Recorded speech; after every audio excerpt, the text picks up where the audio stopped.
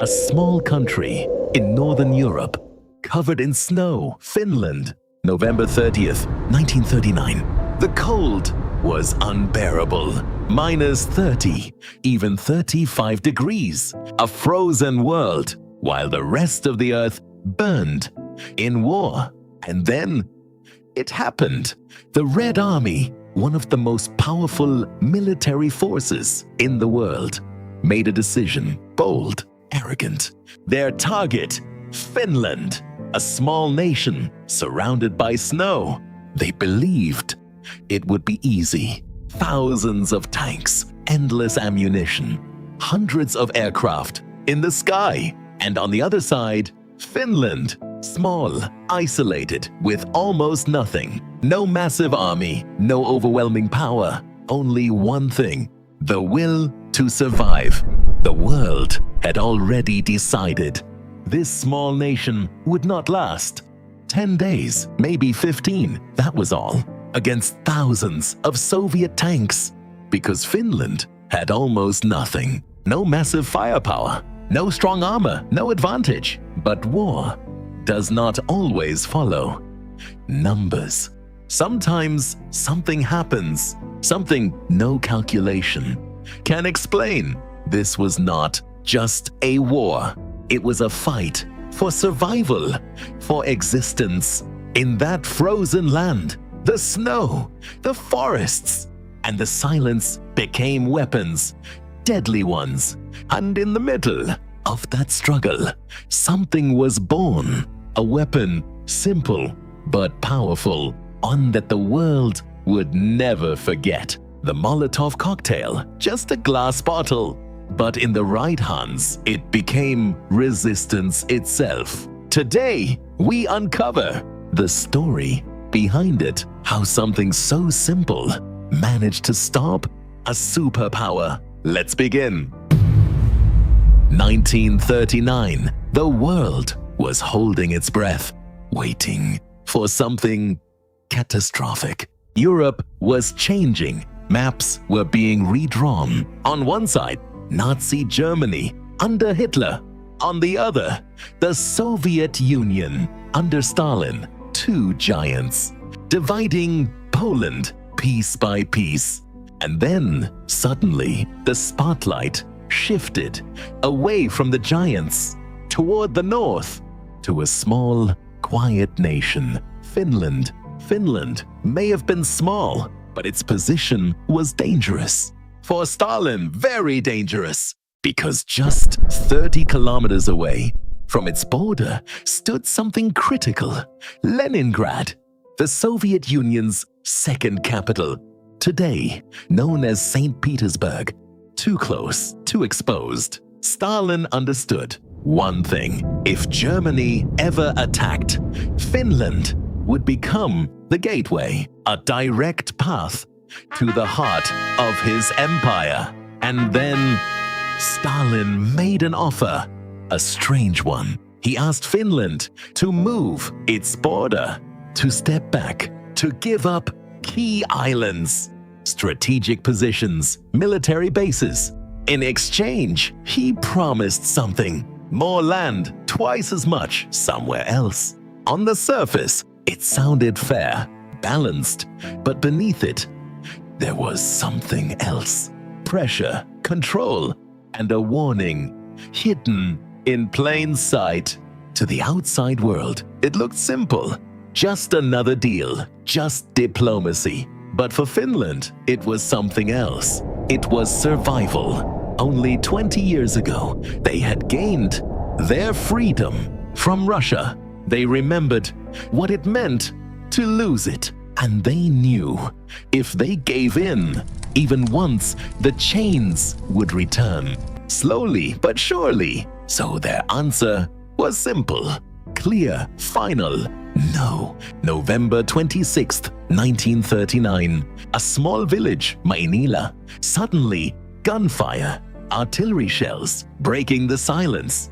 The Soviet Union made a claim that Finnish forces had attacked, that 4 of their soldiers were dead, and then Moscow responded with fury, loud, unstoppable, a warning to the world. But the truth was different. Finland denied everything firmly.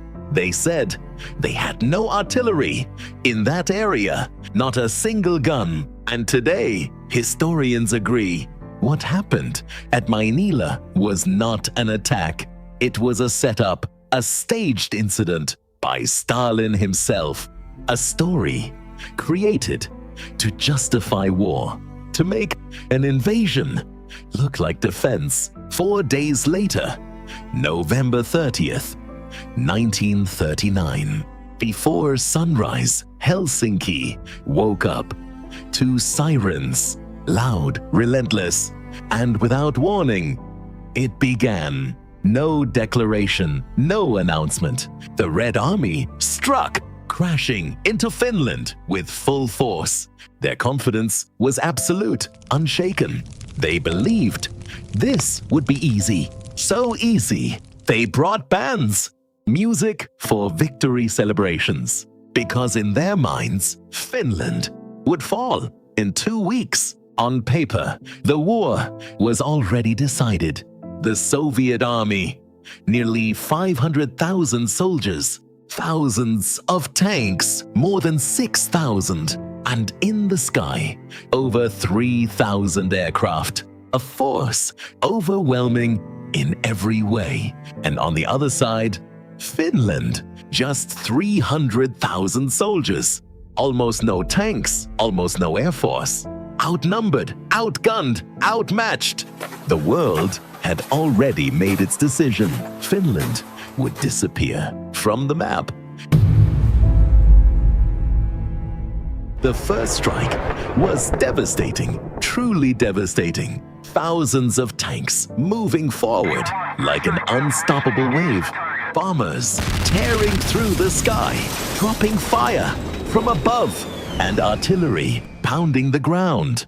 Again and again, in that moment, it felt like Finland would not last. Not days, not even hours. But the moment the Soviet forces entered the forests, everything changed. The battlefield was no longer what they expected. Deep, frozen woods, narrow roads, endless snow. The Red Army did not understand that this land was not empty. It was waiting. Every tree, every shadow, every path was a trap. And in that moment, those forests became death traps.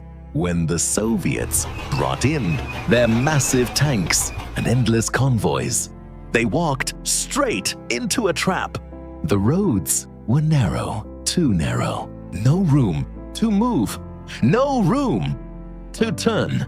And on both sides, there was nothing but forest, thick, silent, and snow, deep enough to swallow a man. In that moment, those machines, built for open war, became helpless. Soon, the situation became critical. They couldn't move, not left, not right. If the first vehicle stopped, everything behind it froze. Thousands trapped in line, helpless. And that was the moment the Finns were waiting for. From the shadows, they made their move, using a tactic simple but deadly, a method known as Matti. First, the Finns struck from the forest without warning. Fast, silent, they attacked at key points, cutting the long Soviet convoys into pieces. One strike, then another, and suddenly that massive army was no longer one. It was divided, broken into smaller groups, isolated, alone, easy to destroy. And then the trap closed. From every side, the Finns surrounded them. No way forward, no way back. Completely trapped, cut off from each other. No communication, no support, just silence and fear. And then the Finns moved in, slowly, calmly, no rush. One group at a time, attacking, isolating, eliminating. until nothing was left. Everywhere white, endless snow, blinding, silent, and within it, something moved.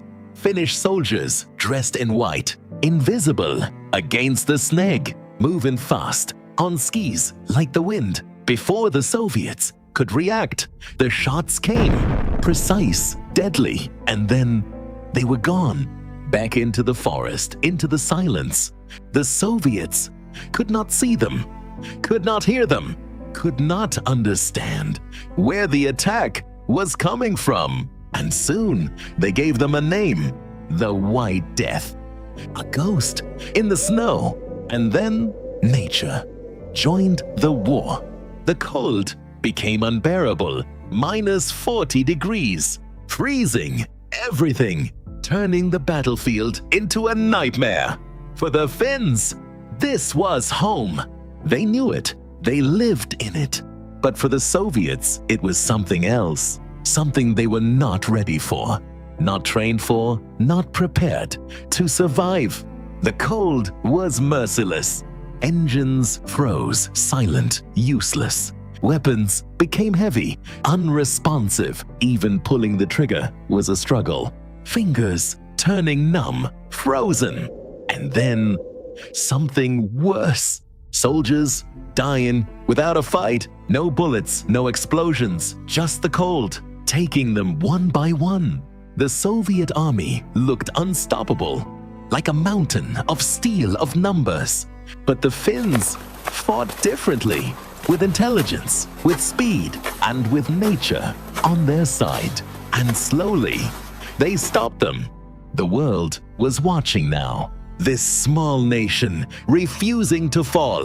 But behind this resistance, there was something more. More than skis, more than rifles. To stop the tanks completely. They had a weapon, a simple one, just a glass bottle. But very soon, it would become something else, a symbol of this war and of resistance across the world. As the war went on, a new problem began to rise. The tanks, massive, relentless, steel, moving through the snow. For the Finns, they were a nightmare because they had almost nothing to stop them. No heavy artillery, no modern anti-tank weapons, just men facing machines. And the odds were impossible, but the fight did not stop because the Finns found a solution, an unusual one, simple, cheap, but deadly. Just a glass bottle filled with fuel and fire. That was all. No complex weapons, no heavy machines, just an idea. And that idea would soon have a name. The Molotov cocktail. And the name had a story. A strange one, almost ironic.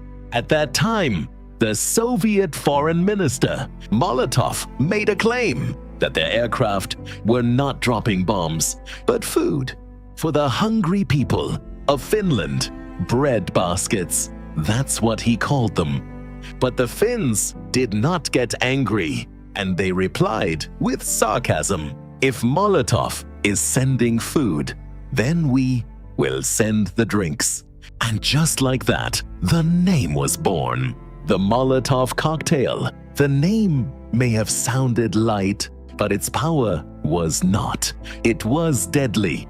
The Finns never attacked head on. They stayed hidden beneath the snow, inside the forests, waiting, watching. And when the moment came, when a tank moved too close, they struck, not at the front, but from behind, where it was weakest, the engine. And then the bottle flew straight to its target. The bottle shattered on impact, fuel spilling everywhere, and in an instant, fire rising, spreading, consuming the tank, smoke filling the interior, heat unbearable. Inside, it became a trap, a burning cage, and when the soldiers could no longer endure, they came out desperate, gasps for air. But outside, something was waiting. The Finns moving in, fast, decisive, ending it in seconds. This weapon was simple, almost too simple, easy to make, cheap like water, but its impact was devastating, deadly. Soviet tanks, worth millions, began to burn, one after another, destroyed by something that cost almost nothing, just a bottle. Soon, it spread everywhere. Factories began producing thousands of bottles, day and night. But it wasn't just factories. Ordinary people joined in. Workers, farmers, villagers. Everyone became part of the fight, making their own molotov cocktails in their own way. And in that moment, something changed. A small country, a simple bottle, and an unbreakable will to survive. Together, they turned the tide of war. And then everything changed. No more small attacks. No more scattered fights. This time, they came together with full force, massive, relentless. For hours, artillery rained down thousands of shells, tearing apart Finland's defenses, breaking their lines. And still, the Finns kept fighting. But now, they were tired, exhausted. Months of war, no food, no sleep, only cold, and snow, endless snow. Slowly, they began to break. There comes a point when courage is not enough, not anymore. Ammunition was running out, slowly, relentlessly, and the walls they had held for so long began to crack. Bit by bit, the Soviet forces kept advancing, taking one position after another, important ground, falling into their hands. And then reality set in. Finland faced the truth. This war could not be won, not completely. But losing everything was not an option. They had one goal: to survive, to protect what was left of their country. And so, on March 12th, 1940, it ended. A peace agreement was signed. The cost was heavy. Finland had to give up land, important land, piece by piece. And with it, people lost their homes. Thousands forced to leave, walking away from everything they had built, their lives, their memories. In their eyes, there were tears, but in their hearts, something else: pride. Because in the end, they did not lose their freedom. The Soviet Union wanted everything, the whole country, but they failed. A small nation stood its ground against a giant with nothing but courage and intelligence. This was not just a war about land or borders. It became something else, a lesson for the world that sometimes survival is the greatest victory. The Winter War ended long ago. The blood that once stained the snow has faded, lost to time. But the story did not disappear. It lives on in memory, in history, in every lesson it left behind. Because this war reminds us of something simple. Freedom is never cheap. It comes with a cost, a heavy one. And when a nation is willing to pay that price, something changes. They don't just survive, they make history. So today, when we look back at that frozen war, we don't just see destruction, we see something more. A nation that refused to break. A story of unyielding courage. Because no matter how harsh the conditions become, one truth remains: survival is victory. The greatest one. A simple glass bottle, and yet it shattered the pride of an empire. Even today, This story feels unreal. A frozen battlefield, a small nation, and an unbreakable will. Finland showed the world that courage can change history. So tell me, what do you think? Did this story surprise you? Did the rise of the White Death leave you amazed? Let me know in the comments. And if you want more untold stories from history, stay with us, subscribe, and be part of the journey. Until next time, stay safe, stay curious,